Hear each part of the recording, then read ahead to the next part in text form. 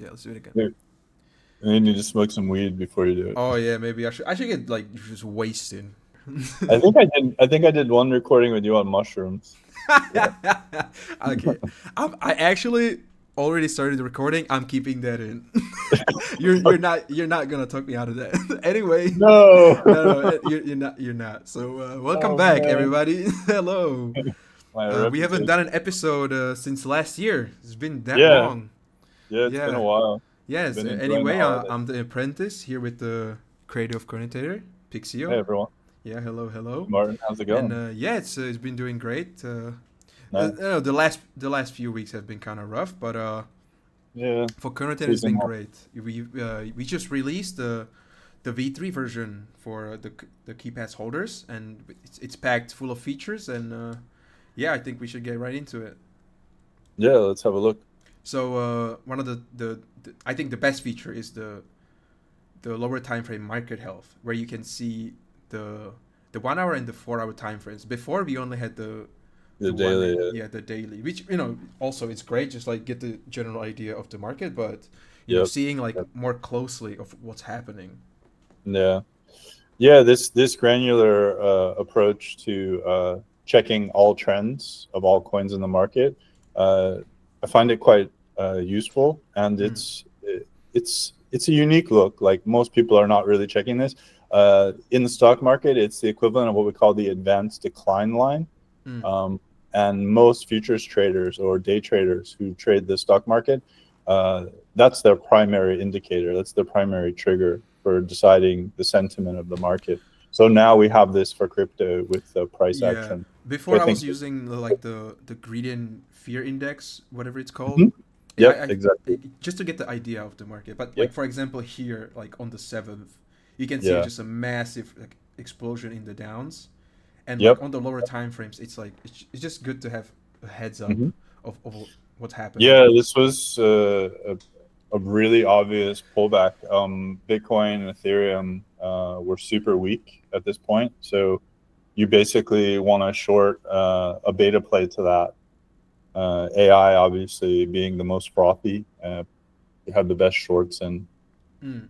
uh, yeah, Yeah, another feature that's new on CoinRotator is the new coins, yep, the new coin sections. So basically, pretty much every day, we get a new batch of coins that are live, and you can just analyze them with a screener. yep, that's right. Yeah, these coins are not necessarily new coins. They can in fact be old coins, but they have low market caps. But on this particular day, they had a volume spike, and the threshold for being added to the new coin rotator index is that the volume of the coin must exceed the average volume of the coin ranked in the top 1000, and Mm. then it will be permanently added to the coin rotator index. So we can't add the new coins every day uh, without any sort of quality filter. Yeah, And so we'll this, we'll get some shit coins in here and there. yeah, yeah. I mean, any hot shitcoin will appear in the new coin list Mm. after a day or two. Um, but we do need 5 periods uh, to create a trend. Yeah, So but that's it's still one of better to the, have than not. absolutely, Yeah, absolutely. the more the better. Um, Uh, Other features include, well, just the lower time frames in general, mhm. where you can even individually you can check the trends for 1 hour and 4 hour. You can see the Yeah, look exact like we streak. have a fresh downtrend on Bitcoin. So the way I use this is I want to see at least two time frames in confluence. Mm. In the current setup, what I see is a very mixed trend. I don't see a trading opportunity in this specific example. Yeah. I don't. I almost never trade Bitcoin anyways. I use it more as an index. But just to explain the value of having the lower time frame, when you have multiple time frames aligning and uh, the lower time frame is lining up with the higher time frame, this is usually a signal that different types of traders are starting to agree on the direction of the price, and this can be a very powerful effect Mm. on uh, on momentum. So I find it quite useful. That's basically why we built the Yeah, screening. it's the So main it's the main feature. But Yeah. other features, we also have updated filters. Yes. This is very, very useful. So now you can filter by the chain. Obviously, the major chains like Base and Solana, which are the hottest chains right now, you can just filter for those coins, so you're not seeing all the coins in the market, which can be super useful. Wait, so There is what's the quite a bit difference of between category and chain? well, category doesn't necessarily have to be related to that chain. Like you can have AI coins that are on multiple chains. So like AI agents, AI launch pads, DeFi coins are on every chain basically. So we will be cleaning this up a bit more. The categories still need some work. Yeah, still work in progress. Still a work in progress. We do add new categories every few days. So like we didn't have AI infrastructure and now we do. AI launch pads, AI memes, these types of things. So, and then as you're scrolling by, you can see, you can set the trend streaks. Yes. So like we sort of trained you so that you're only trading trend streak ones as entry signals. So, but some people actually prefer to trade a bit more mature trend streaks. So like 5 to 10, or maybe if you want to short the market, you want to see really old trend streaks because they're likely to end at some point. And you can also filter by the direction of the trend. Some people, they prefer to have longer term trends to be hodl and shorter term to be up. One of our most active users, Weatherboy, he really likes to look for that setup. So like the daily would be hodl and the 1 hour would be up. Yeah, and before we were only able to sort by the daily, but now That's we right. have all the time frames. Once you have the filters set up, you can bookmark them. But we are about to add custom alerts for Telegram. So whatever types of setups you're looking for, you'll receive an alert. Yes. Specifically based. So let's say like you want market health on the hourly to be up, you want market health on the daily to be hodl, and you want new coins for base chain in AI. So you could set, I mean, basically an infinite amount of contingencies for that, and you'll know when a certain coin is performing in exactly the way you want to. You won't have to guess. Yes, that's a really great feature that's upcoming. So what's the estimation? When do you think it's gonna be available? Oh man, we've been murdered with deadlines the last 12 months. I'd rather not say exactly, but yeah, that's fine. That's fine. I think first quarter it should be no problem. But I think the great thing about alerts, because I've been testing them a little bit, is that you get the alert on Telegram, and yes, not in exactly. the app, which is amazing. Exactly. I Yeah. absolutely hate the alerts on, like, I'm using Binance, right? And the alerts like they're horrible because I have to actually use the app, which I hate the app. Yeah. So having the alerts on just Telegram, and like I get it everywhere, you know, the alert, or like on my phone, on my computer. So it's just a great convenience to have. Yeah. No, it'll be a game changer. I think the community will find it super useful. Yeah, for sure. Another filter is the sex and dex. Yeah, I mean, if you're not on the centralized exchanges, why should you be checking for coins there? So it's a necessary feature that it's actually been there for a while. We haven't really publicized it, but it can be really useful. Yeah, and also we have the advanced data. Yeah, we have futures data, open interest, funding rates, volume, open interest, market cap rankings, these types of things. We will add a few more features. We're probably going to be getting some more on-chain data, and we'll add it there as well. I'm pretty consistently checking funding rates. I want to see what the general rate is, like the average. Is it too high? Is it too negative? Generally, when funding rates are too high, I don't want to open new long positions. It's actually something for 2025 I've been talking about a bit and thinking about a lot is probably longing less on futures and shorting more on futures. Not necessarily because I want to be more bearish, but because generally speaking, that's where the professionals are trading, is on the short side, and you're earning a very small yield every day holding it. And if the leverage or the margin in your account is in something that's trending up, you're not really at much risk. So, I mean, this is really, really an advanced topic, and I probably shouldn't go into much more detail. But the funding rates are a really important component to trading futures. Like, I would never trade a futures perpetual contract without checking the funding rate, and you can find this for the vast majority of coins in crypto. Yeah, So. there's a tons of advanced features in the V3. I can show the URL, right? Like the Oh yeah, yeah, yeah. yeah, So definitely. Yeah. it's still free, the key pass, right? It's People can free, still get yeah. it. You Yeah, do need the awesome. key pass to access V3, but it is still free. There's very small gas charge on Zora. Yeah. I think by the time we release the alerts, it will no longer be free. It's just like it's time. Like I think we've offered enough value to the community. It's a good opportunity. It won't be expensive. It will be affordable for even the smallest trader. But the time has come. We need to start looking at this more as a more serious long-term thing rather than just a fun little project, because it's been growing and growing, and the expenses are kind of growing, and people are working free, and there's enough value here. Yeah, So it's definitely it's understandable, and people should definitely get it while they can, and yeah, and we can just right now look into some ways that you've used the V3s for your trades. For example, we had this big down spike, so let's look at some shorts you've been taking.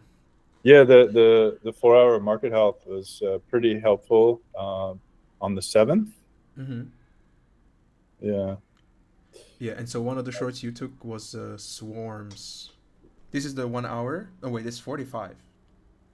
Well, that's my little OCD thing. It's the You go equivalent of even a 1 deeper. I like to be I like to be early. So wait, how exactly are you using the screen for this? Like I see the arrow here, but is this where you entered? So I'm looking for. So the 1 hour market health is setting up for a downtrend crossover. If you pull up the market health, you can see. Yep. On the swarms chart on January 7th, the Tuesday, we had a pullback from the upper band, and it was at support on the mid band, and is really struggling. While this was happening, the general market was just in total free fall, and this was the strongest AI play in the market on that time. Based on a little bit of sentiment analysis, I saw that the vast majority of the AI community thought that this was basically a money grab project. And so I started getting pretty confident that the reason the coin was up so much was not entirely organic. It wasn't. Yeah, and the market health was like an indication that this is when it's gonna go down. Yeah, well, not the specific coin, but my bet was that the strongest coin wouldn't remain strong because the sentiment on it wasn't particularly good. So I took a gamble on the short on it to hedge some of my longs that were just bleeding like crazy, and it turned out okay. I actually got out a bit too early. I should have just followed the trend and stayed with what CoinRotator was telling me, which was the market was in free fall. So, yeah, but profits. Still a good trade. Yeah, exactly. Can't be too greedy. That's also a pretty important rule. Like, even if you don't execute perfectly, if you tried and it worked in your favor and you didn't break any rules, I don't know if selling or exiting a winning trade too early is necessarily breaking a rule. I think over a long enough time horizon, it can be quite bad for your profitability because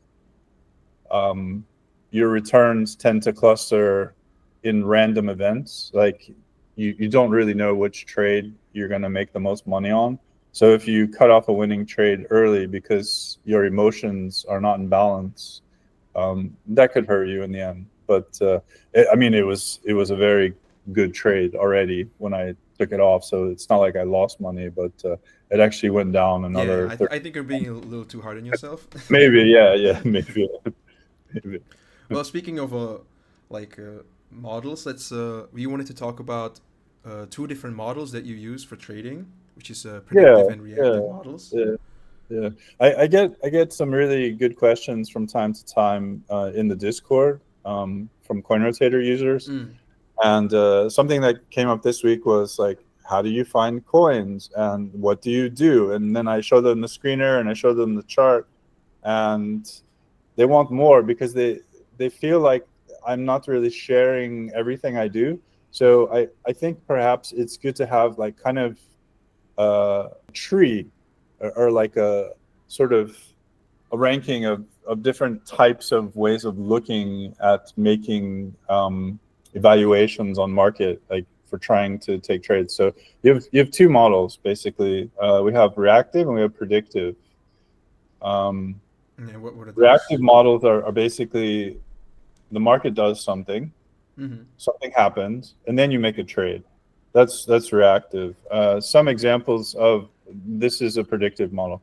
So some examples of reactive are trend following, copy trading. So like if you're tracking a wallet and you set up some buy and sell mechanism through one of the Telegram bots that are pretty popular now, that's what we call reactive trading. CoinRotator is primarily a reactive type of trading. It's not necessarily the most accurate, but neither is predictive. And this is, I think, somewhat misunderstood concept. The most popular people in trading communities are rarely reactive traders. They're mostly predictive. For example, GCR, Paul Tudor Jones,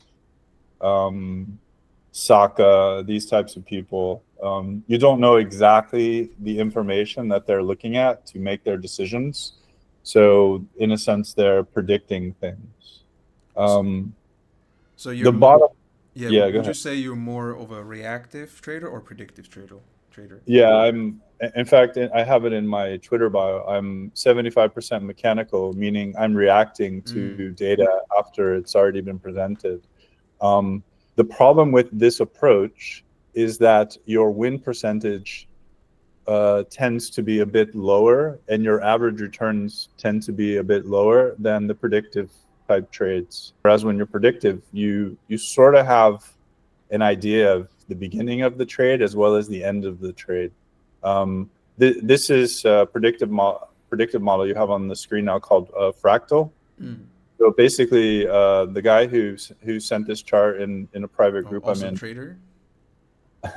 He's an awesome trader in some ways. Yeah. He's a really nice guy. I don't never tell him he's a nice guy, but I figure I'll do it on a public forum and not to his face, so I won't go to his head. But using this model, this predictive model, he predicted the massive pullback. Basically, he looks at previous price action based on seasonal patterns, and then he extrapolates into the future the range and the direction of the price. So in this case, the squiggly line, which hasn't happened yet, this is based on the previous behavior of the market, based on this fractal that you can see for the market. So he's using some confluence of factors in the macro world, as well as price patterns. I do use some seasonal patterns. Like I'm not super surprised that we're as bearish as we are. I didn't really predict my downside that much because I'm so stupidly bullish. I'm quite in disagreement with this fractal, which is fine. That's what makes a market. But it's just a different way to trade, and it can work really well for some people. For me, I just don't want to use it as my base mechanism for triggering entries and exits. But I definitely take a look at it. But it's not part of my mechanical process to look at fractals. I find that I'm usually relying on fractals when I'm in a bad trade, which is kind of an indication of how I think of fractals. But Yeah. it's not to say that they don't work. They don't suit the way I see the market. Yeah, that doesn't make sense. And you did mention to me before about the, the semi-expected dip at the start of the year. Yeah, it's a seasonal pattern. Last January we had an extremely large dip, even bigger than what we've experienced now. Mm. I think perhaps the reason why this dip is maybe a bit more painful than last year is because there's very few active traders who are holding or trading Bitcoin, at least not in the circles I'm in. Mm. I'm probably holding more Bitcoin than the vast Yeah, majority most of people are people. trading shitcoins. Yeah, exactly, because they want to make more money and they Yeah. see that the volatility in Bitcoin is shrinking, which to me implies that it's becoming accepted asset by larger and larger entities, which is incredibly bullish for all of crypto. Unfortunately, what it means is that you have something called dispersion. Dispersion is when you do have good performance in some coins, it doesn't necessarily trickle into all coins. And I think that this will just continue to get worse and worse as time goes on. So the mystical alt season that people are always time to accept that because of how many coins there are, and the way that people are deciding to hold or trade coins, the likelihood of a full-blown alt season where every coin goes up. We talked about this model before with the steps in the rice field, right? Like when you get to the full-blown alt season, even the most disgusting, useless Yeah, projects, they're just they go booming. up 20% in a day. We're not there yet, and we won't be for a while. And something in the macro picture is sort of pushing back this event even further into the future. Basically, Powell and the Fed were very hawkish the year, Mm. and maybe not even in the second quarter. And the market kind of panicked about that because they were expecting a steady trickle of lower rates. Lower rates creates more liquidity in the market. But the biggest event, which hasn't happened yet, and we won't have it until something unfortunately really bad happens, a catastrophic event, something like perhaps the fires in California could trigger a catastrophic economic event where there is a lack of liquidity in the bond market. If this happens, the Fed will be forced to buy. People are becoming complacent, including myself, holding some underperforming coins. Fortunately, I don't have liquidation risk, so that probably contributes to some of my complacency. I'm doing okay in the market, so it's not a huge issue, but I could be doing much better if I was a bit more vigilant in protecting my downside. Nah, I think But that's the perfectionist in you, trying to maybe, yeah, keep yeah, getting better at try to everything. outperform the Well, this market. this predictive model by Awesome Trader is like, how accurate would you think this prediction is like? I think this is probably the opposite of what will happen. Okay. That's what I'm saying. I'm expecting new highs early in the year. Mm-hmm. My predictive model, if I was to use a fractal, I Mm-hmm. would literally reverse the order that these prices hit. I see. I see. I would put the highs early in the year and the lows in the middle of the year. Well, actually, no, he's got it all the way to 2026. So he's predicting the next 2 years in this fractal. I haven't really thought about the next Mm. 2 years. Yeah, but you still consider like all the possibilities. Well, yeah, this is the beauty of being a reactive trader. Mm. If you're wrong, you simply reverse your positions and you go short. So as a reactive trader, what are the golden rules that you should follow as a reactive trader? Oh man, this is a really good question. So basically, the primary rule as a reactive trader is you have to have a toolkit. Mm. And my toolkit is my coin screener, my indicator, Yes. um, sentiment analysis, understanding what the general trend is in the market in terms of new innovation and attention.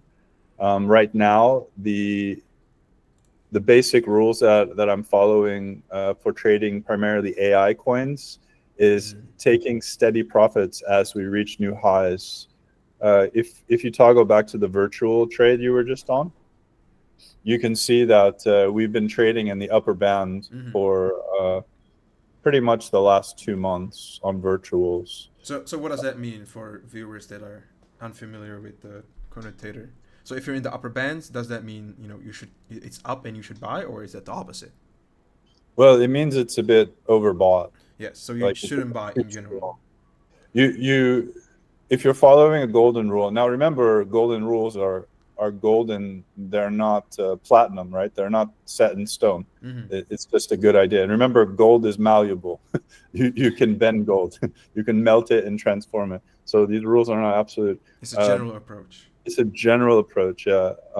I would definitely be taking partial profits as it rises. And in this case, I haven't been taking a ton of profits in virtual, but in most of my other AI plays, I've been selling pretty aggressively as we make new highs. But I sorry, to get back to the original question, to answer it appropriately, I will not buy in the upper band ever, no matter how bullish I am on a coin. Yeah, because the risk is too much.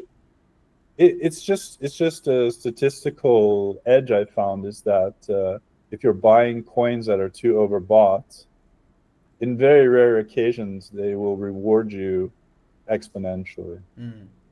So you might get a nice trade for a day or two, maybe even a week, but the risk just compounds the deeper in the upper band the price goes. That's my experience.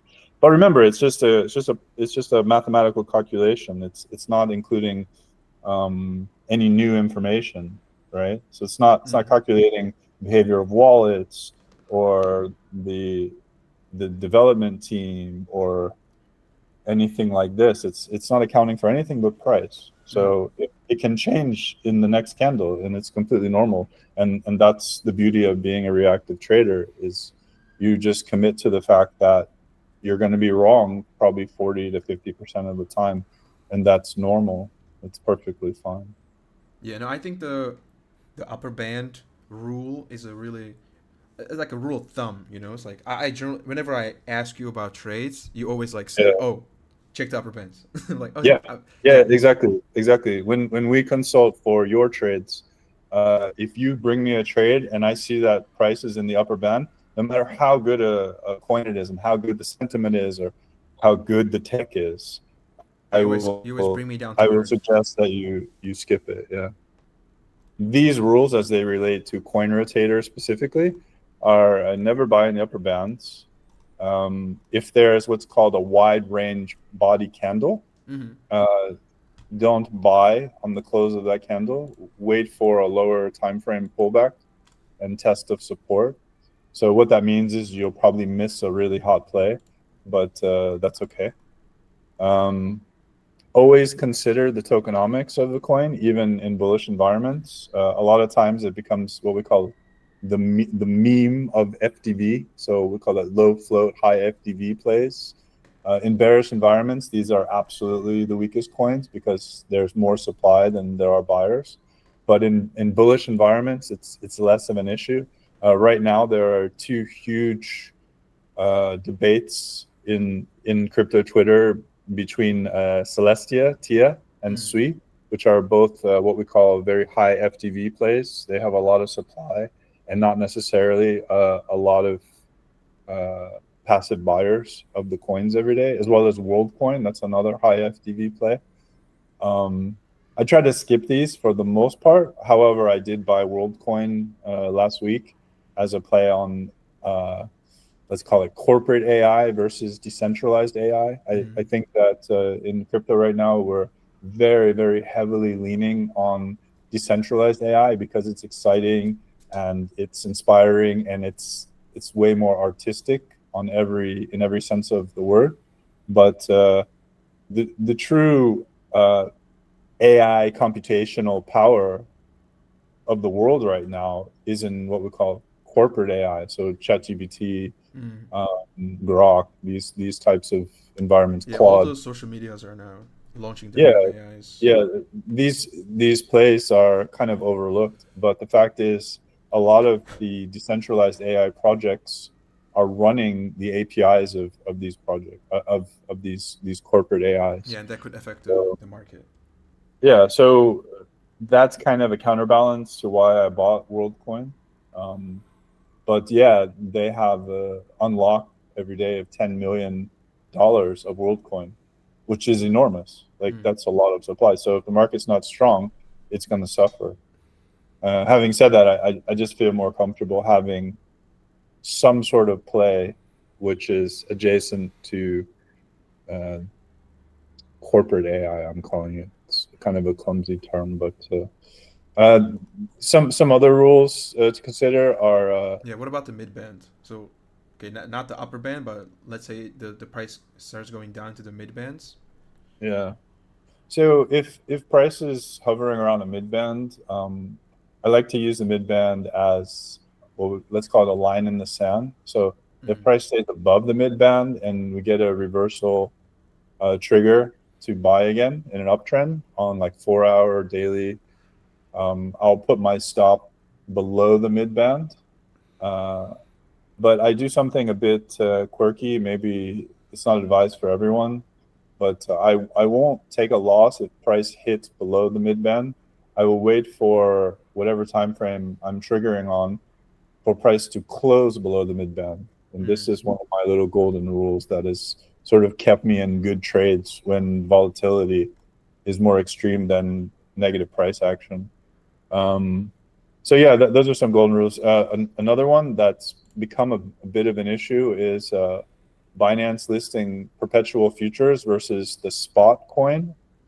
Mm. So for a lot of the well, let's call them the static memes, the last like 6 months, like Peanut, Popcat, um, Goat, they didn't list spots. And this is usually, even though price can really send after it's listed as a perpetual, like for a few days or even a few weeks, um, the vast majority of the time, the open interest on these plays are usually shorts, whales hedging their profits because they can't sell their supply on chain because everyone is watching their wallets. So Binance list these perps for the whales, or the whales come to Binance and they pay for a listing.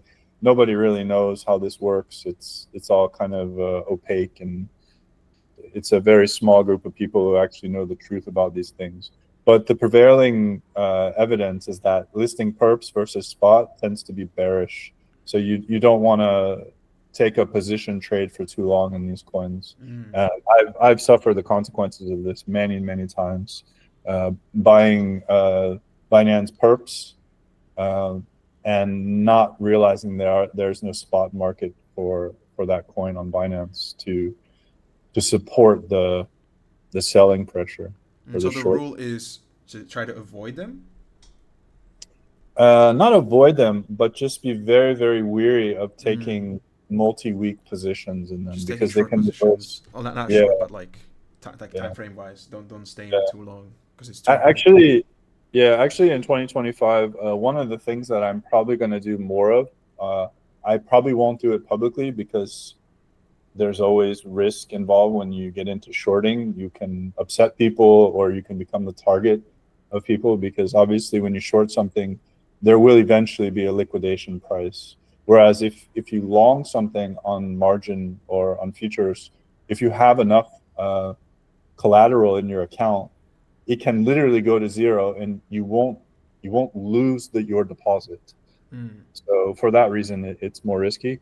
But my Bitcoin and Ethereum holdings, which I use as collateral for my futures trades, um, they're really underutilized. So I think a better play at this point might be just to, on average, short more than long on perpetuals because because it's something called the funding rate, which we've talked about before, and CoinRotator even has capacity for you to check the funding rate for plays. It's actually paying you a small yield every day by shorting coins. If your collateral is in a coin which is going up, then your liquidation risk is not increasing, it's staying the same. So it's a little complicated. Maybe I shouldn't even mention it in the pod. To short strength on coins that don't have spot listings on major exchanges. It just seems to work out better, and it's clearly what the really large players are doing with the perpetuals. They're shorting. They're always shorting. They're always hedging their spot positions. So what's the main difference between perpetuals and spot, though? Spot is the actual token which exists on the chain. Perpetual is a contract between the exchange and you, which you can't transfer off the exchange. So it's like you're literally placing a bet. You're making a deposit of collateral to guarantee that you can pay back any loss that's incurred to the exchange. The reason it's called a perpetual is because it doesn't expire. Traditionally, futures contracts expire. Well, anyway, let's move on to the next topic. You wanted to talk about denominating in trending coins? Yeah, I think in a bull market, this makes way more sense than trying to trade in and out of USDT. Obviously, right now and for the last week and a half, this has not been the most comfortable way to trade, but I think generally speaking, most people, including even the top traders, they can't time the exact top and bottom. And so if you're generally bullish over a medium term period of like three months to a year, it's better to take profits into trending larger coins. In this example, I was trading a small cap on Sui called Sui AI, which I don't want to FUD because it's been a very good trade to me, but it's not particularly a substantive project. To me, it kind of looks a bit cloney compared to projects like Virtuals, but I don't know for sure, so I'm not going to say too much, but it's been a very good trade. Let's just say that. And I now have 20x more Sui than what I put into the trade. I'm very bullish on Sui. I have been for almost 2 years now. Most people say it's a scam and it's a VC money grab, but whatever. Move-based chains are definitely going to be something of major relevance in the future of crypto. And this is when you called it on January 4th. Yeah. This trade. Yeah. Yeah. This actually showed up on the coin screener as well, and this is why I tweeted about it yesterday on the CoinRotator. Yeah.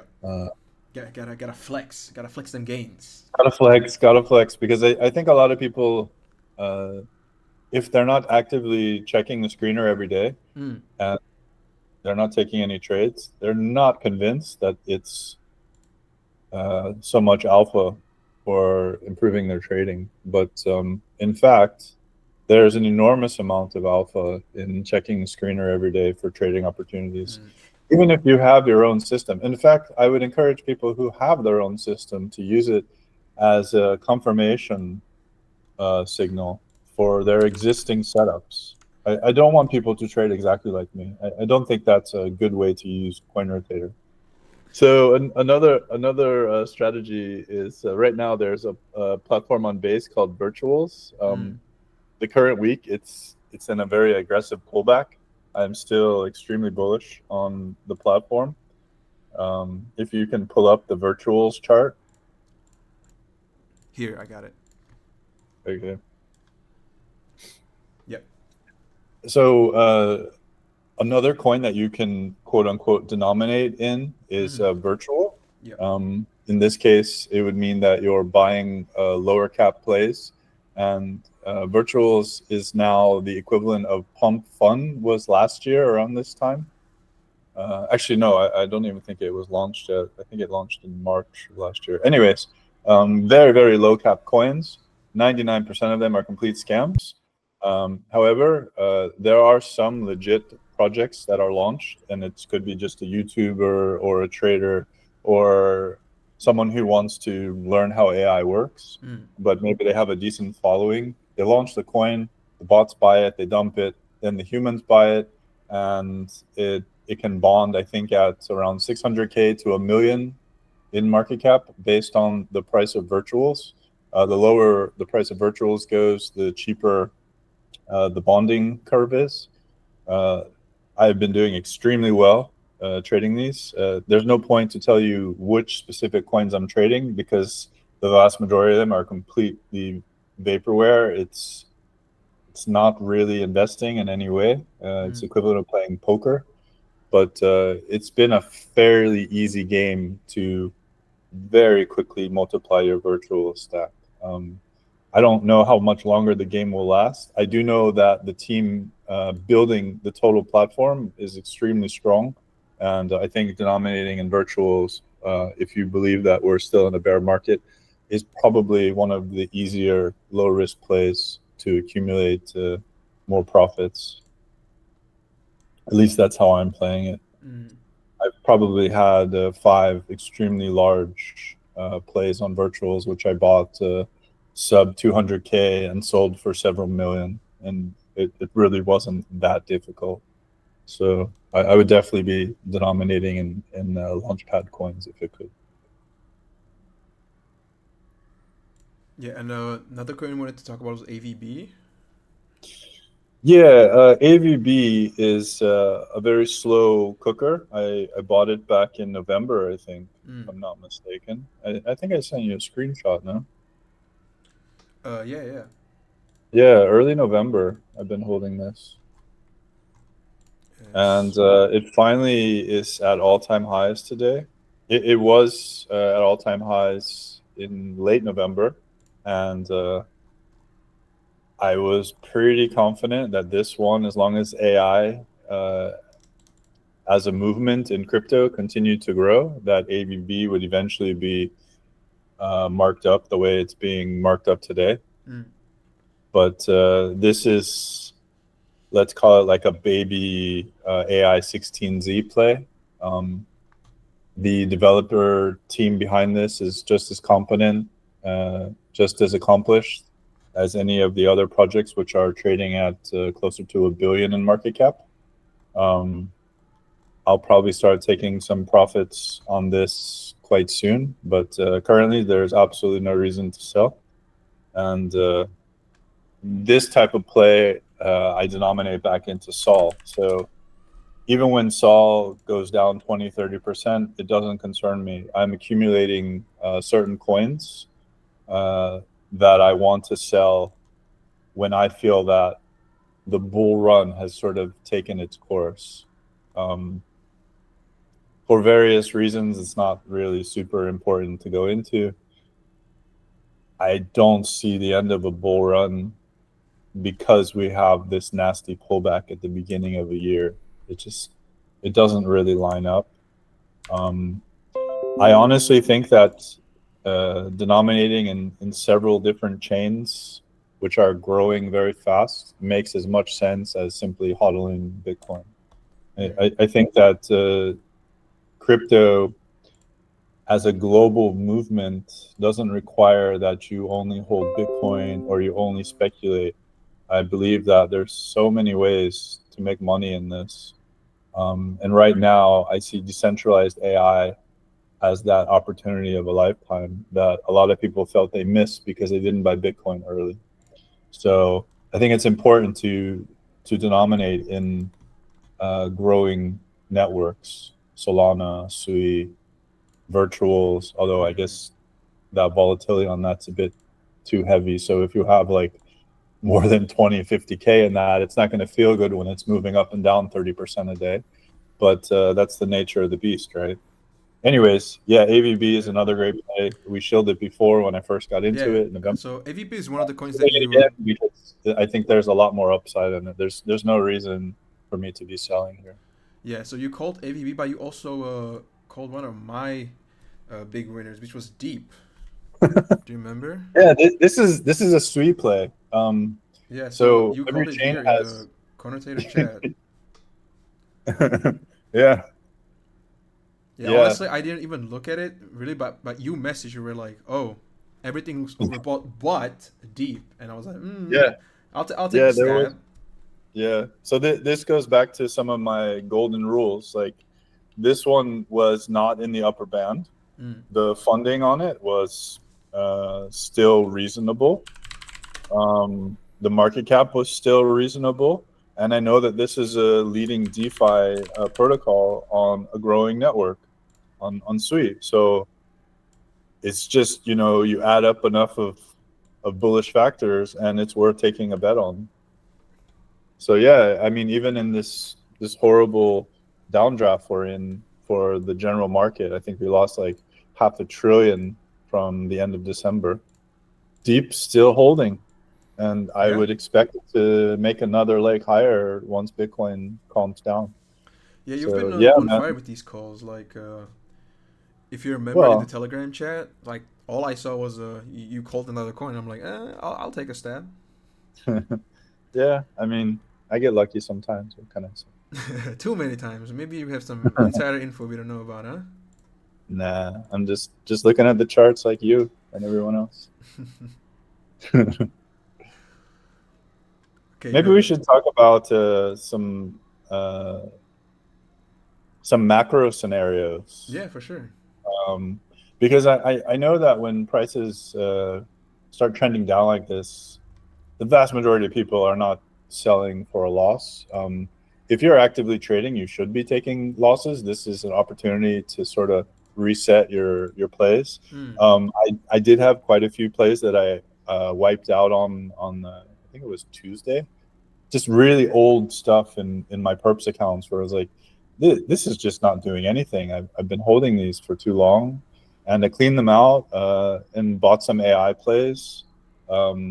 Still buying more of them because they continue to drop, but just try to hold predominantly winners when Mm. they're going up. Accumulating losers, unless you have like a really long-term thesis, it doesn't make a whole lot of sense. Yeah. So I was holding like kind of failed protocol plays. I think I was holding something called Zeta. I was holding some shitty memes from like not even last year, like the year before, and they had spikes. And like on AVAX had a meme season, I think last summer or something, and they just never really made new highs, even though Bitcoin's making new highs. So eventually, you just have to say, you got to get rid of these things. They're Mm. just dead weight. So yeah, I'm denominating primarily, or sorry, I'm accumulating more coins like Deep. Mm. Um, Other coins on Solana that are more related to AI. AI 16Z, I think, is a great safe play if the market continues higher, which is getting absolutely destroyed right now. I think it's down 60% this week, so I'm definitely buying more of that. Some of the one thing we haven't talked about yet is the DeFi, DEFAI. So these are AI plays. One good one is called Anon, ANON. Mm. This one? Yeah, that one. No, the second one. Oh. Hey Anon. Oh, hey, I don't know. Yeah. Yeah. So Hey Anon, I'm not actually just for the record, I'm not actually buying this. I did have a chance to buy in the pre-sale, Yeah, just and interested. one section of AI that's super interesting, that is literally like the hottest thing right now. And if I'm gonna bet, and you put a gun to my head and said, what is the segment of AI that's going to bring the most attention? Uh, I would say something we're calling DeFi AI. What this is basically adding AI to DeFi. DeFi like this. Yes. These coins, I don't necessarily think that these are the plays that are going to be the leaders of this segment. This is the first movers. These are the first movers, and that can be an advantage. In this case, I think it is so early that it is very hard to bet on a winner. I do own some of these. I own Griffane and Sny. I skipped Grift and Nur, but some really talented traders that I know called these, and I guess I should have bought them. But basically, these plays are enabling you to type into an LLM and do DeFi.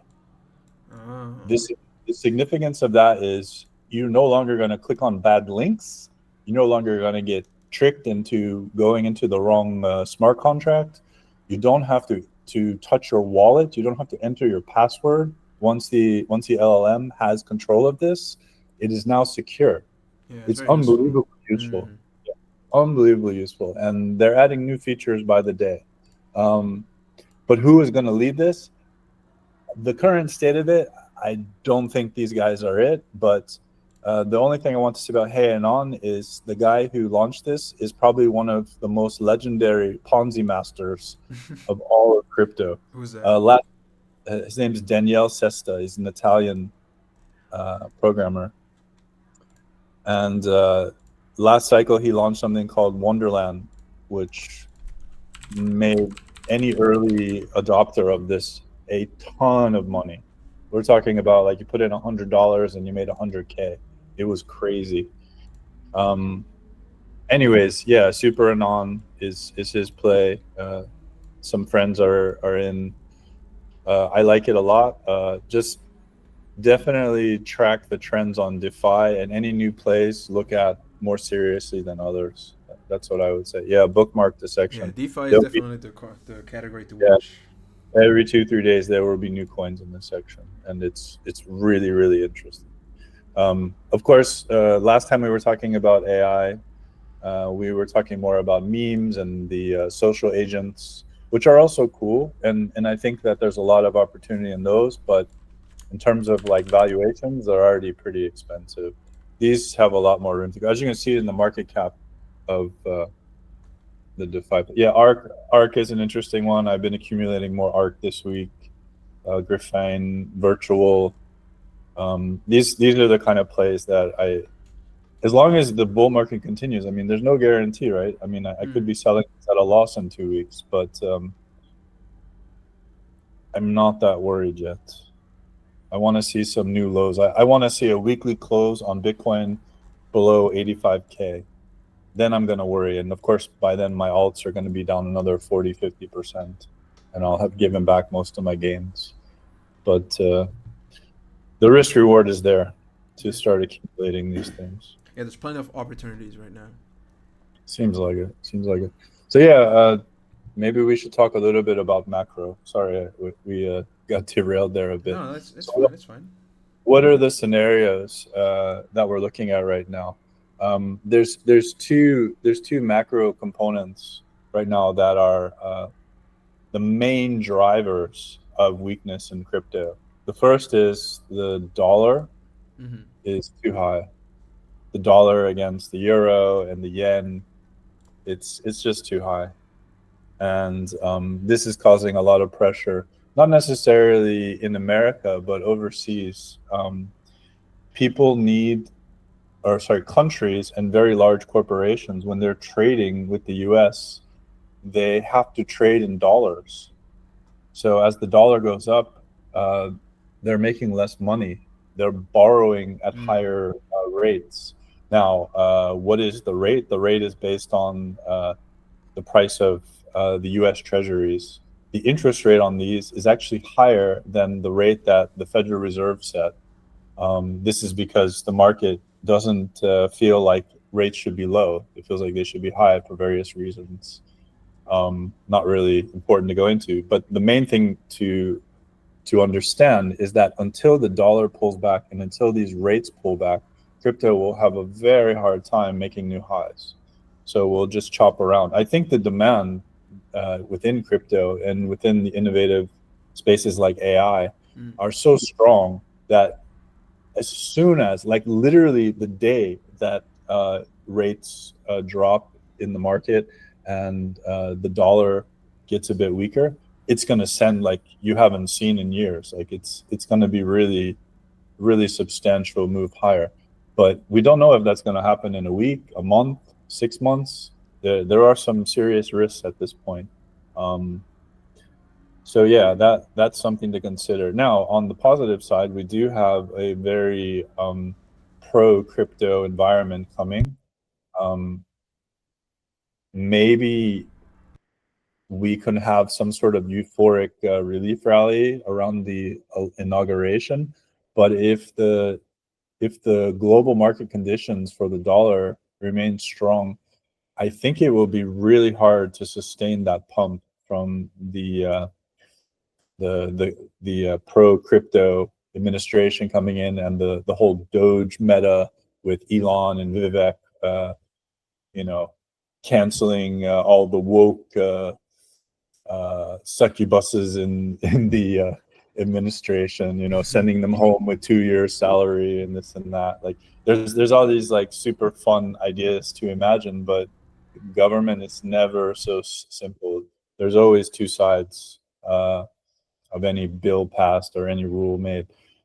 So yeah, Trump will jawbone. He'll say lots of bullish things to support the market, but if the Congress doesn't let him do what he wants, and the global dollar market doesn't let him do what he wants, in the sense that rates don't go lower, we're not going to see higher prices anytime soon.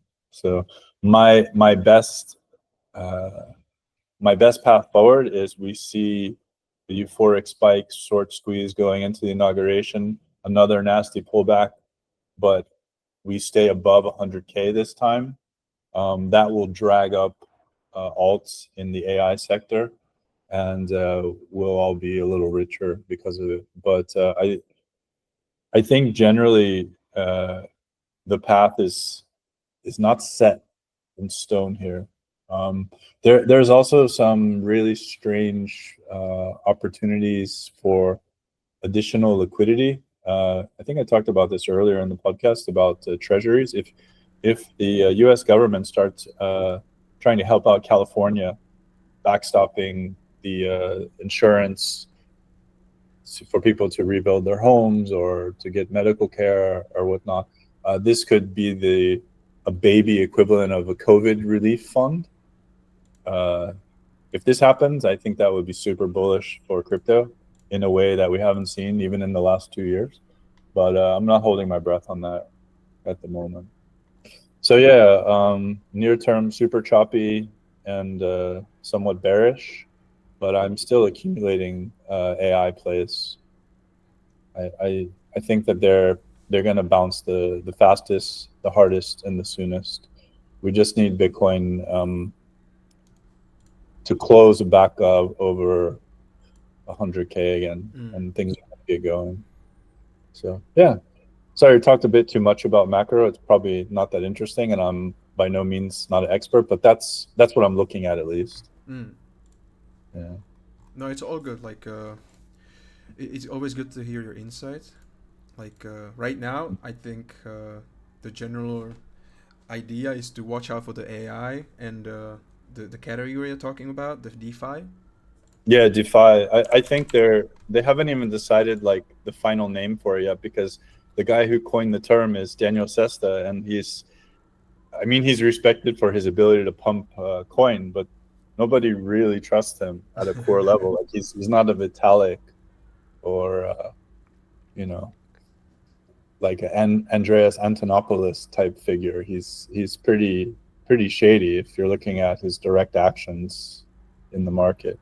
But yeah, very talented developer, very good at building attention, and most of the time that's really what pumps coins. It's not that something is good or bad. It's all about attention, and we've learned this from the meme AI sector. Like the memes that did the best were the agents and their keepers, like Andy Airy, who pumped GOAT, and to a lesser extent Farcoin, to over $1 billion from literally nothing in like 2 weeks. It was absolutely insane. Also, the Murad memes, that was a thing too. Yeah, I think that it's not done. There was actually a private chat that leaked with GCR, and he Really? also, yeah, he also doesn't believe that Murad has seen his main character days quite yet. Yeah. So I think static memes, which have cults around them, Popcat being one, which is absolutely being destroyed right now. If you want to make a really long shot bet on something non AI and non related to tech, because as we know, betting on tech isn't always easy. Uh, Buying some Popcat down here isn't the craziest of ideas. I mean, Okay. it's really old or oversold. It has been destroyed. Yeah, let's talk about the agent tools that you shared with me. Yeah, there's some sites popping up that are pretty useful. This one's a bit rough around the edges, like CoinRotator is, but the information It's is super fine. useful. It's fine. Yes, it's It's fine. fine. But this site is collecting AI agent tools. Interestingly enough, this includes things that are not directly related to crypto, which I think Mm. makes this even more useful than a pure crypto tool site, because um, not everyone cares about crypto in AI, and not everyone in crypto cares about AI, Mm. which is fine. Which is fine. It just gives you a more general look at what's possible. So perhaps there's a framework that doesn't have coins on it yet, and it might be really good to buy the first coins that launch with the new framework. So what are these So frameworks for? I'm a little confused. they're to help you with very minimal coding skills to build an Mm. AI agent to do different things. So either to tweet on Twitter, or to do like DeFi actions, to do scraping, um, things of this Oh, nature. that's cool. Maybe So I you can want create my to be own an AI artist. agents. Yeah, maybe you want to do images, or you Mm. want to play with things like the original AI meme plays. They were more artful than they were tech. Like, yeah, they had to be good at programming, and they had to understand how the LLMs work. But even now, if you compare them to what's like captured the most attention, like post Goat, um, these guys are artists, and that was actually a really exciting component of that space. And I expect to see them have a reemergence of attention at some point as their tech stack improves. Zero Bro went as far as releasing an album, music videos. Bully was making TikTok videos. I'm not a huge fan of the Bully project, but Mm. there was a lot of creativity involved, and I think that the layers of creativity are only going to continue to build as the tech gets better, and you'll be able to track it on sites like this. Another site is called cookie.fun. This one is strictly crypto AI. What was it? um, Cookie.com? Fun, cookie.fun. So cookie.fun is very useful for AI agents because it's taking into account new forms of attention Mm. that we weren't necessarily tracking before, something called mindshare. This is primarily based on social media sentiment on Twitter, but it's also taking into account the amount of messages, Mm. some of the tech stack, these types of things. Um, the coin for this project just got listed on Binance, which, as we said earlier, can be a bit bearish. The perpetuals were listed. I don't think the spot was listed. But generally, this is considered the coin gecko of the AI space. Oh. CoinGecko being a price aggregator, So and you use virtual is. these metrics to, you know, Yeah, I enter. mean, you can't rely on them too heavily because it's a bit of a black box. Mm. They do have an API. You have to hold the token. I think it's getting pretty expensive now to get access. But anyways, it's a really useful at a glance site to check to see who's leading, who has the most mind share, Yeah. if there's a new leader. Um, and yeah, they do have a token, and it's probably a good play. Uh, I know it sold off a massive amount this week after listing on Binance. So maybe even buying it now could be a good play. Also, Um, the site itself has a coin. yeah, it's called Oh, Cookie. Yeah. yeah, it's really I think cool. Yeah, yeah, it's good to have more tools in the. yeah, definitely. I like it a lot. Maybe at some point we'll integrate Mindshare as a filtering mechanism. Oh, that'd be really cool. Yeah, haven't really looked at it, but Yeah, yeah, but for now we we'll can use the cookie. yeah, exactly. Just head there and check it out. So yeah, that's what we've been looking at for AI agents recently. So yeah, super bullish. Don't panic. Don't get liquidated. I think by this point, there's very few people actually trading on margin. The the margin rates are quite low, even for this last liquidation event on Tuesday or Monday. It wasn't that bad. Like it could have been much worse. Mm. So I think a lot of people are trading on chain now, which is actually good. That's where they should be. I only trade on the exchanges because it's just easier and safer. I'm not the most clean wallet management trader, so that's why If it works, it DeFi. works. Yeah, that's why DeFi is really good for me because if I don't have to touch the wallet and still use it, I'll be a lot more powerful with my on-chain movements. So I like that. It's cool. Yeah, So awesome. yeah, that's it for today, man. This is Yeah, I think we covered a lot of topics today. a lot of interesting stuff going on. Yeah, we got the whole Just V3 going on. So if you're still not a key pass holder, I suggest you should get it while you can because it's not gonna it's be up still free. for too long. Still free. Yeah, Yeah, it's on base chain on Zora. Um, very easy to mint over there. Very secure. So yeah.